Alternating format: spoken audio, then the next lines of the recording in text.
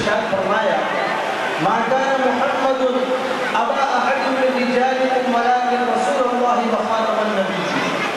میرے اور آپ کے نبی تاجدار مدینہ فخر و عالم احمد مصطفیٰ محمد رسول اللہ صلی اللہ علیہ وسلم کی ذات گرامی کا مخصوص ہونا اور اس دنیا کے اندر آپ کا تشریف لانا نبیوں کے سلسلے کو بند کر. آپ آخری نبی تھے, آپ کے بعد کوئی نبی آنے والا نہیں ہے. اگر اس زمانے میں اگر کسی نے نبی کا دعویٰ کیا تو وہ کذاب ہے, وہ جھوٹا ہے, وہ نبوت کا دعویٰ کرنے والا جھوٹا انسان ہے. ہمیں اس مختصر سے سوال اور جوابات کے اندر بھی سمجھایا گیا بھائی پرسکون ماحول بنائے رکھیں, آواز نہ کریں. خدمت کے جو ساتھی ہیں ان سے کہتا ہوں بچے شور کر رہے ہیں, بچے خاموش رہیں, سکون کے ساتھ بیٹھے. اور جو لوگ ادھر ادھر بیٹھے ہوئے میں ان سے مؤدبانہ گزارش کروں گا, ادب کے ساتھ گزارش کروں گا کہ وہ آ کر محفل میں بیٹھے اچھا نہیں لگ رہا. یہ دین کی محفل ہے, یہ دین کی مجلس ہے دوستو. فرشتے ہمیں قبول کرنے کے لیے آئیں گے تو کہیں گے کچھ لوگ تو دور بیٹھے ہیں. مجلس کے اندر مجلس کے آداب میں سے ایک ادب یہ ہے کہ مل مل کر بیٹھے. اب جلسہ بالکل ختم ہونے کے قریب ہے, کچھ ہی پروگرامات باقی ہے, اس لیے میں ساتھیوں سے معتبرانہ گزارش کرتا ہوں جلسے کو اسی طرح پرسکون ماحول کے ساتھ سنیں. انشاءاللہ جلسہ بالکل قریب وقت میں ختم ہو جائے گا, کچھ ہی پروگرامات باقی ہے. محترم سامعین, آئیے اب ہم آگے چلتے ہیں. اور آج ہمارے معاشرے میں ایک وبا عام ہے, جوا. جوے کی حرمت پر ایک تقریر سنتے ہیں. جوا حرام ہے, جوا گندگی ہے, جوا شیطان کا کام ہے. قرآن مقدس نے جوے کو ریجس سے کہا یعنی گندگی کہا. جوا کھیلنا خنزیر کے گوشت اور خون سے ہاتھ آلودہ کرنے کے برابر ہے. جو شخص جوا کھیلے پھر نماز پڑھنے کے لیے اٹھے وہ ایسا ہے کہ اس نے پیپ اور خنزیر کے خون سے وضو کیا. جوا کتنا خطرناک ہے. آج ہمارے معاشرے میں یہ وبا عام ہے. لوگ پوری پوری رات جوا کھیل کر اپنی دنیا بھی برباد کر رہے ہیں اور آخرت اور دنیا کی کنجی بھی برباد کر رہے ہیں. لہذا آئیے, قرآن نے بھی فرمایا فَاجْتَنِبُوهُ, تم اس سے بچو. تو آئیے اس تقریر کو ہم غور سے سنتے ہیں اور ہم عہد کرتے ہیں کہ انشاءاللہ ہم اپنی اس بستی کو اور پورے عالم کو اس وبا اور خباثت سے پاک کریں گے اور ہمارے سماج کو بھی بچائیں گے. اس کے لیے میں دعوت دیتا ہوں تقریر پیش کرنے کے لیے عمار محمد آصف کو کہ وہ آئے اور جوئے کی حرمت پر بہترین انداز میں تقریر پیش کریں.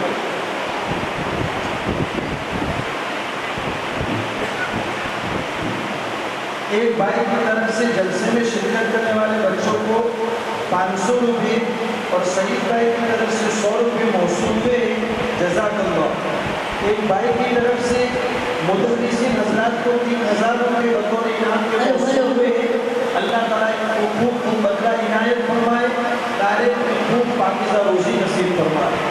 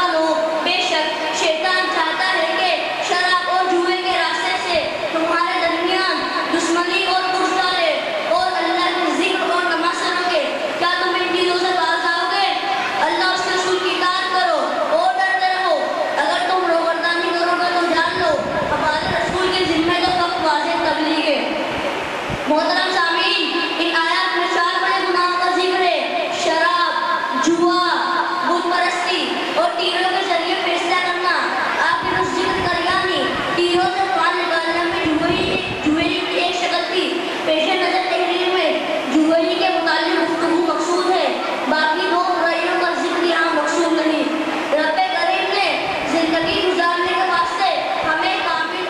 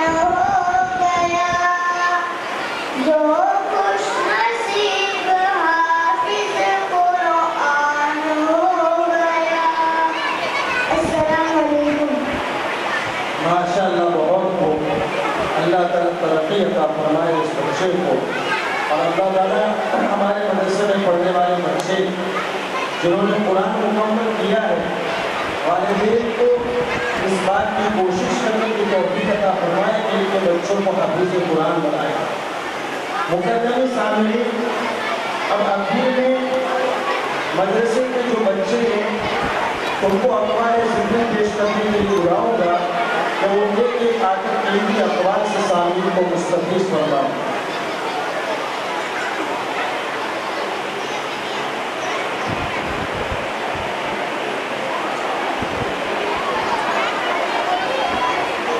شور مت کرو، شور مت کرو۔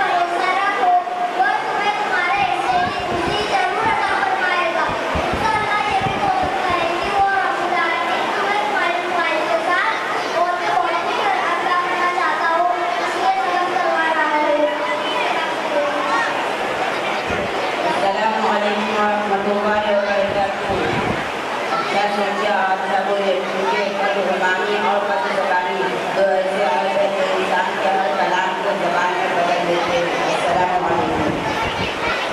सलामुअलैकुम वरहमतुल्लाहि वबरकातुहू। तो जैसे होनी चाहिए क्योंकि नजर का इलाज मुमकिन है मगर नजरियों का नहीं।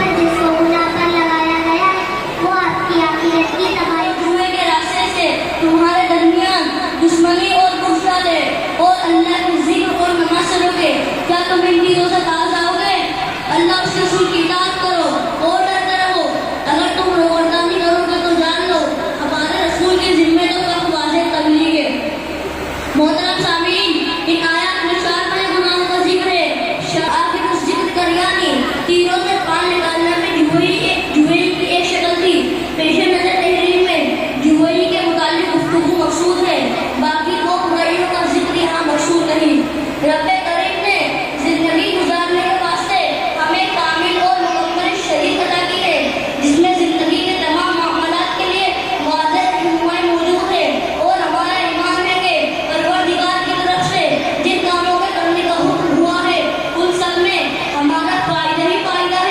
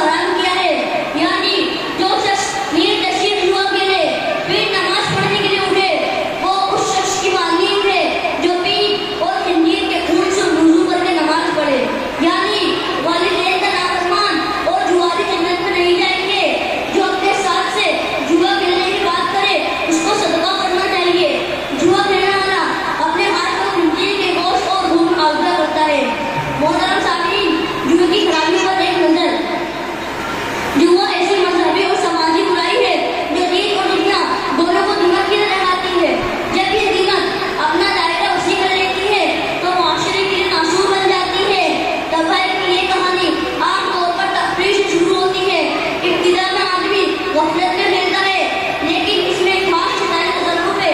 जैसा आयत कुरान में इसकी शराहत है, इसलिए जल्दी ही इल्लत और आदत बन जाती है।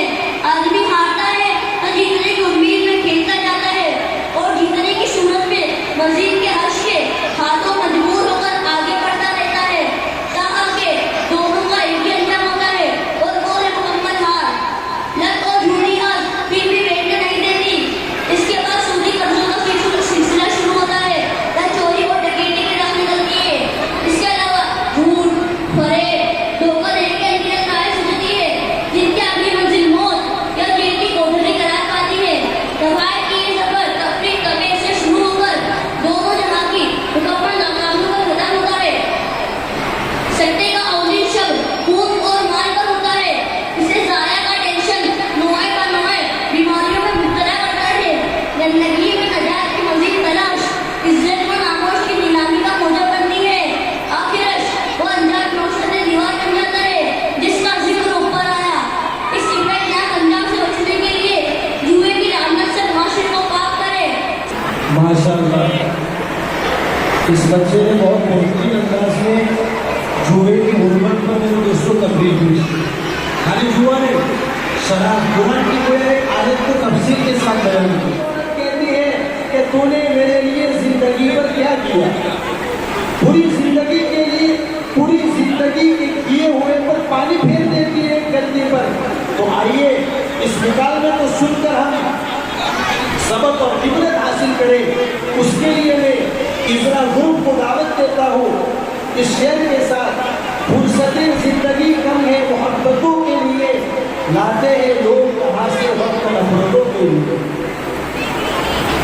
अजीब लगा दोस्तों, हमारे घर आ गई। नहीं बीबी, अजीब बात कोई भी नहीं, वो तो एक काम था जो मैं आ गई।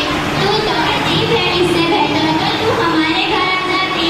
अरे क्या बताऊं, जब से इस घर में आई हूँ सारा सुकून छिन गया है।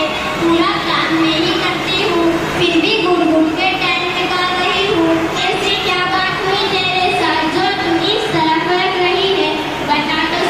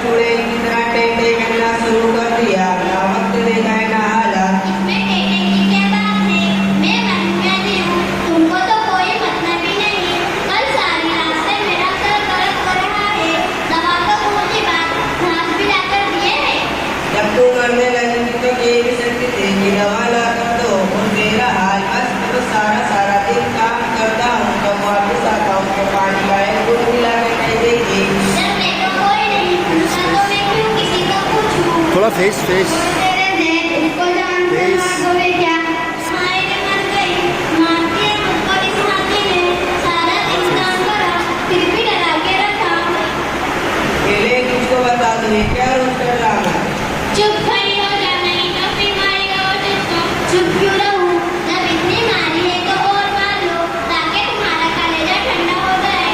इतना मारने के बाद तू चुप नहीं हो रही है फातिमा बाजी, आप क्यों रो रही हो? तुम्हारे रोने की और ज़ेद भाई की चिल्लाने की आवाज़ हमारे घर तक आ रही है। अरे क्या बताओ तुझको? हाँ, बस, बस, बस। तो जहन्नम बना दिया है। कहीं और का गुस्सा बस मुझ पे ही जाके उतारते हैं। अपनी गलती तो बताने का नहीं और जबान तो तेरी केशी की तरह चलती है और जबान लड़ाने में तो तेरे सामने कोई नहीं ज़ेद भाई, ये तो आपकी गलत बात है जो आपने इनकी पिटाई की। हाँ सारी गलती मेरी निकलेगी अरे गलती क्यों ना निकाले जब सारे काम ऐसे करे हैं। देख लो मुझको मैंने क्या पहन रखा है। इस घर में तो मुझको ठंडे कपड़े भी पहनने को नहीं मिले।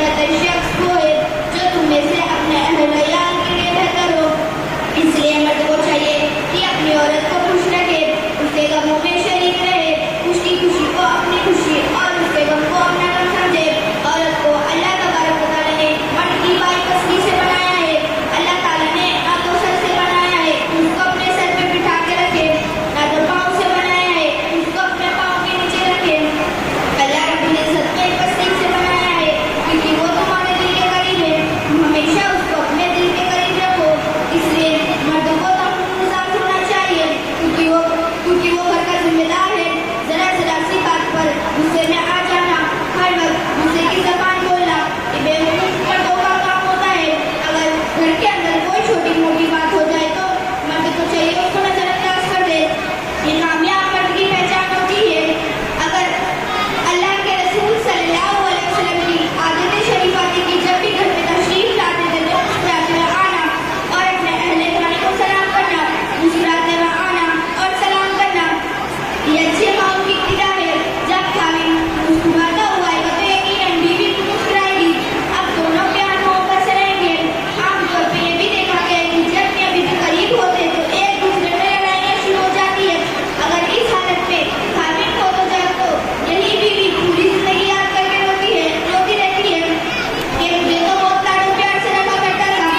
अगर बीवी हो तो जाए तो यही खामिद पूरी जिंदगी याद करके रोता है और कहता है मेरी बीवी तो बहुत अच्छी थी, मेरा खूब ख्याल रखती थी।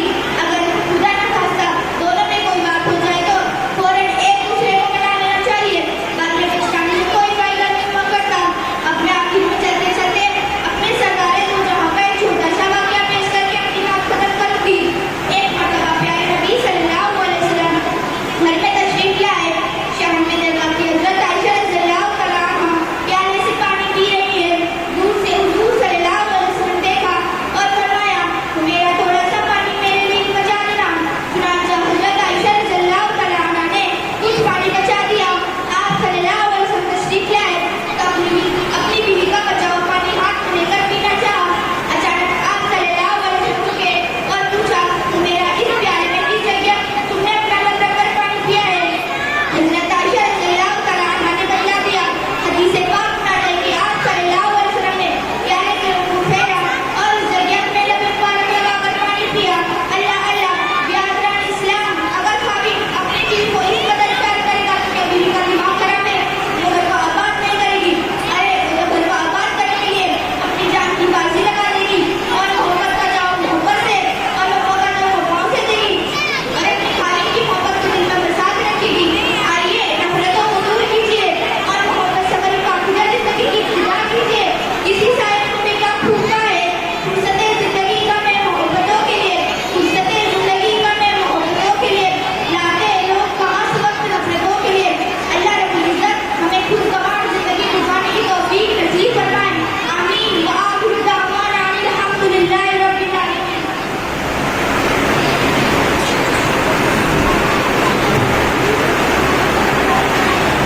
मैंने तो आज तक के अपने शौहर की कदर ही नहीं की। आज तेरी वजह से मुझको पता चला कि औरत के लिए शौहर अल्लाह ताला की कितनी बड़ी नेमत है। मैं वादा करती हूँ कि आज के बाद कभी दुख ना दूंगी। तेरी आंखों से गई बिल्कुल दिल में कागज उतारती हो कहा जाते इजामत ले अल्लाह माफ फरमाए। बेटी फहीमा, दुखी करने में तो मैंने भी कोई कसर बाकी नहीं रखी। मैं भी आज वादा कर रही हूँ कभी अपने शौहर को दुख नहीं पहुँचाऊंगी। बेटी फहीमा और खदीजा, तुम दोनों ने तो दूध का दूध और पानी का पानी कर दिया। अब मैं भी कभी नहीं कर अब मैं भी चलती हूँ, मुझे काफी वक्त हो गया है। अच्छा ठीक है, अस्सलाम वालेकुम व रहमतुल्लाहि व बरकातुहू।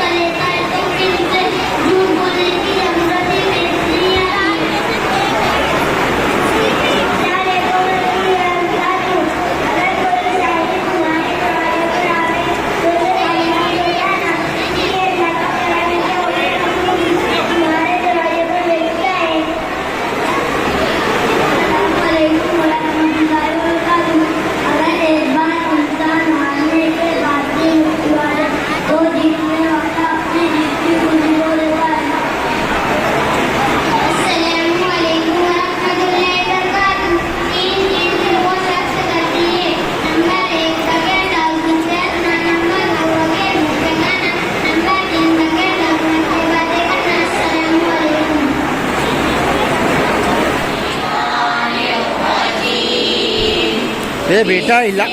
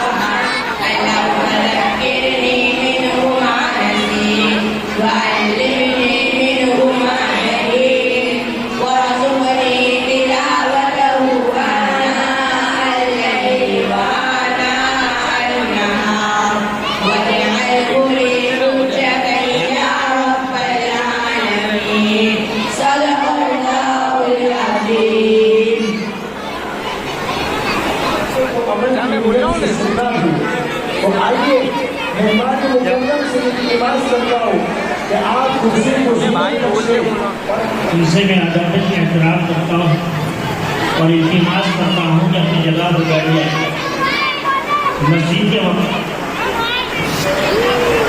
مسجد کے وقار کو باقی رکھنے کے اللہ کا گھر ہے، اور دنیا میں اگر سب سے زیادہ عظمت کا کوئی گھر ہے تو وہ اللہ کا گھر ہے۔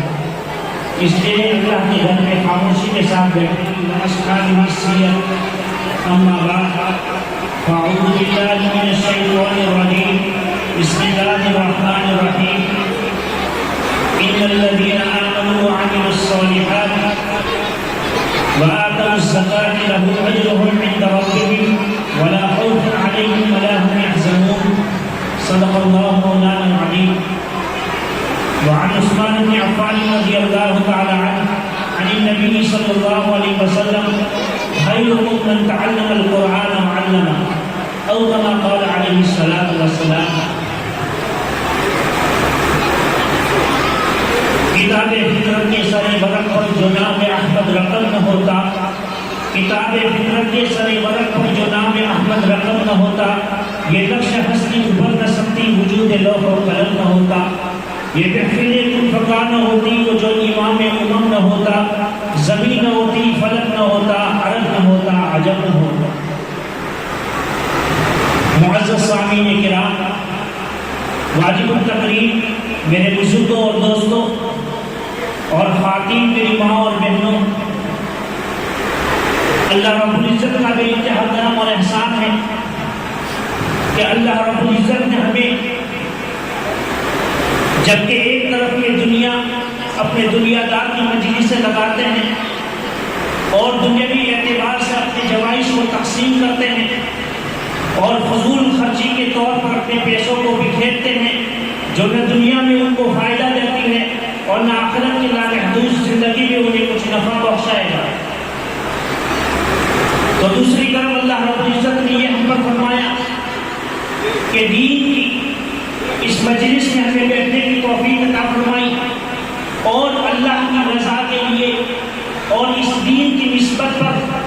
آج کا یہ جلسہ جو انعقاد قائم ہوا ہے اور منعقد ہوا ہے، جو سالانہ جلسہ ایک مکتب کے بچے جس طریقے سے اپنے محفوظ زمین کو ادا کرتے ہیں، اسی دینی مکاتب کی وجہ سے ہمارے گھروں میں دین کا ماحول بنائے رکھا ہے۔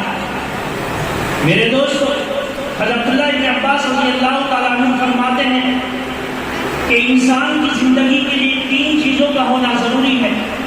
اگر یہ 3 چیزیں نہیں ہوگی تو دنیا کا ماحول درست نہیں رہے گا۔ ان میں سے پہلی چیز یہ فرمائی کہ ہر قوم و ملت کے حساب سے امیر اور حاکم کا ہونا ضروری ہے، کہ اگر کسی کا امیر اور حاکم نہیں ہوگا تو ہر کوئی انسان دوسرے سے برسر پیکار ہوگا اور یہ بستی جھگڑے میں الجھ جائے گی، نظام حیات درہم برہم ہو جائے گا۔ دوسری چیز جو فرمائی حضرت عبداللہ ابن عباس رضی اللہ تعالیٰ عنہ نے، وہ یہ ہے کہ مذہب کی خرید و فروخت، یعنی قرآن کا خرید و فروخت کرنا، یہ اس بات کی دلیل ہے کہ انسان قرآن کو اس لیے خریدتا ہے کہ اس کی تلاوت کرے۔ اگر قرآن کو چھاپ کر اس کی خرید و فروخت نہ کی جائے تو قرآن کے پڑھنے اور پڑھانے کا ماحول ختم ہو جائے گا۔ اور تیسری بات جو فرمائی وہ یہ ہے کہ بستیوں میں معلم کا ہونا ضروری ہے۔ اگر معلم نہیں ہوگا تو دینی مکاتب کا انتظام نہیں ہوگا۔ اسی وجہ سے تو حضرت عمر رضی اللہ تعالیٰ عنہ نے اپنے دور خلافت میں ایسے مکاتب کا انعقاد کیا کہ اس میں اساتذہ کو چھوٹے بچوں کے پڑھانے کے لیے مقرر کیا اور باقاعدہ وظیفہ بیت المال میں سے ان کا شروع کیا کہ وہ دوسری چیزوں میں اپنی تجارت کے ذریعے سے اپنے کاروبار کو چلا نہیں سکتے، اس لیے ان کی تنخواہ مقرر کی اور ان کے دام کو وظیفہ بیت المال میں سے دینا شروع کر دیا۔ میرے دوستو، مستقل طور پر جو شکلیں بنی ہیں وہ تو نبی علیہ الصلوۃ والسلام کے زمانے سے ہی شروع ہو گئی تھی کہ چبوترے میں جو اصحاب صفہ کہلاتا ہے وہ علم حاصل کرتا تھا اور اسے علم کو ہم تک پہنچا ہے، کتنی کوششوں اور کتنی تکلیفوں اور کتنی مصیبتوں کے بعد ہم تک پہنچا ہے۔ میرے دوستو، آج گھریلو حساب سے ہمیں دینداری مل گئی یا ہم کسی ایمان والے کے گھر میں پیدا ہو گئے تو یہ ہم سمجھتے ہیں کہ ایمان ہمارے لیے کوئی مشکل نہیں ہے، ورنہ ان لوگوں کی تعداد کو سنیے، ارتداد کے فتنے میں پڑے ہوئے ان لوگوں کی تعداد کو سنیے جن کو مشکل سے ایمان ملا ہے، جن کے گھروں میں بت پرستی کی جاتی تھی، ایسے بت ختم ماحول میں اللہ رب العزت نے انہیں ایمان سے نوازا ہے۔ ان سے پوچھیں ایمان کی قدر کیا ہوتی ہے۔ میرے دوستو، اسی ایمان کی خاطر، اسی ایمان کے عقائد کو بنانے کے خاطر نبی علیہ الصلوۃ والسلام نے 13 سال کی زندگی میں اتنی کوشش کی ہے اور صحابہ کرام کے ایمان کو بنانے میں اتنی محنت کی ہے کہ کفار مکہ کی طرف سے کیا جواب نہیں ملتا تھا، کفار مکہ کی طرف سے صحابہ کرام کو کیا نہیں ستایا جاتا تھا۔ اللہ کے نبی علیہ الصلوۃ والسلام کو ابو جہل طرح طرح سے ستاتا تھا۔ ایسے بہت سے کفار مکہ تھے جو نبی علیہ الصلوۃ والسلام کو ستاتے تھے۔ یہ ہمارے نبی تھے جو آج ہم اپنی زندگی میں اپنے نبی کو سب سے زیادہ محبوب رکھتے ہیں، لیکن نبی کی وہ لائے ہوئے دین کو سیکھنے اور سکھانے کے لیے تیار نہیں۔ آج کے دور میں اگر نبی علیہ الصلوۃ والسلام کی ہم نے سنتوں کو ٹھکرائی، نبی علیہ الصلوۃ والسلام کے دین کو گھریلو اعتبار سے قائم نہیں کیا، وہ دن دور نہیں ہے جو اندلس میں حالت آئے اور آج اندلس میں اللہ کی آواز کو پکارنے والا کوئی نہیں ہے۔ ورنہ اندلس جو بغداد تھا اور مسلمانوں کا دارالخلافت تھا، اتنا زبردست تھا، پورے عالم میں دارالخلافت بغداد سے چلتی تھی اور دنیا کے کسی کونے میں اگر کسی خاتون کی عزت پر ہاتھ ڈالا جاتا تھا تو مسلمان بادشاہ اس سے لڑنے کے لیے برسر پیکار ہو جاتا تھا۔ کیوں؟ اس لیے کہ دین کی حفاظت کے ذرائع موجود تھے، لیکن جب دینی مکاتب کا نظام ختم کیا، علماء ربانیین کو وہاں سے ہٹایا گیا، اللہ کے دین کو پہنچانے میں سستی کی، تو وہ دین آپ دیکھنے پڑتے ہیں جو اسپین کے نام سے مشہور ہے۔ اس لیے میرے دوستو، اللہ کے نبی علیہ الصلوۃ والسلام کی ذات یقیناً ہمارے لیے ایک اسوہ پیکر ہے۔ نبی علیہ الصلوۃ والسلام کی ذات تو ایسی ہے جس کے بارے میں حسان بن ثابت نے آپ کی خوبصورتی کو بیان کرتے ہوئے کہا تھا، وَأَحْسَنَ مِنْكَ لَمْ تَرَ قَطُّ عَيْنِي وَأَجْمَلَ مِنْكَ لَمْ تَلِدِ النِّسَاءُ تشاء خلقت مبرأ من كل عيب كأنك قد خلقت كما تشاء. کسی شاعر نے اس کا اردو ترجمہ کیا ہے، نہیں دیکھا میری آنکھوں نے تجھ جیسا ہنسی کوئی، نہیں ماں جن سکی دنیا میں تجھ سا محجبی کوئی. مبرہ تجھ کو عیبوں سے جہاں نے سب کیا پیدا، بنایا تجھ کو ایسا ہی کہ چاہا تو نے تجھ جیسا. میرے دوستو، آج عالم میں شاعر اسلام بہت سے ہیں. اگر پوری دنیا کے شاعر اسلام کو ایک طرف رکھ دیا جائے اور دوسری طرف میں اگر حسان بن ثابت کو رکھ دیا جائے رضی اللہ تعالیٰ عنہ کو، میرے دوستوں کا کوئی مقابلہ نہیں کر سکتا. کیوں؟ اس لیے کہ انہوں نے نبی علیہ السلام کی ذات کو محبت کے ساتھ اپنے دلوں اور اپنی آنکھوں سے دیکھا تھا. جس طریقے سے بصارت سے دیکھا تھا بصیرت سے بھی دیکھا. اس لیے میرے دوستوں، مکاتب کا قیام ہمارے لیے نہایت ضروری ہے. یہی مکاتب کا قیام ہے اور اسی مکاتب میں جو علماء کرام محنت کرتے ہیں اس کا ثمرہ ہمیں اپنی نسلوں میں کام آتا ہے. آج کی نسل جو دینداری کے اعتبار سے محفوظ ہے انہی بچوں کی وجہ سے. یہ بچے کل کا ہو کر ہمارے لیے رہبر بنیں گے، دین کا کتنا کام کریں گے. میرے دوستو، اس بچوں کے پیچھے جن ماں باپ نے محنت کی ہے یا جن علماء کرام نے محنت کی ہے یا جن ذمہ داروں نے محنت کی ہے اور اس کے پیچھے اپنے پیسے لٹائے ہیں یا اپنا وقت خرچ کیا ہے، یاد رکھیے جب ہماری دونوں آنکھیں بند ہو جائے گی اس وقت ہمیں اس کی قدر معلوم ہوگی. کھلی ہوتی ہے وہ آنکھیں مگر بینا نہیں ہوتی. رنگ رلیوں پہ زمانے کی نہ جانا ہے دل، رنگ رلیوں پہ زمانے کی نہ جانا ہے دل، کھلی ہوتی ہے وہ آنکھیں مگر بینا نہیں ہوتی.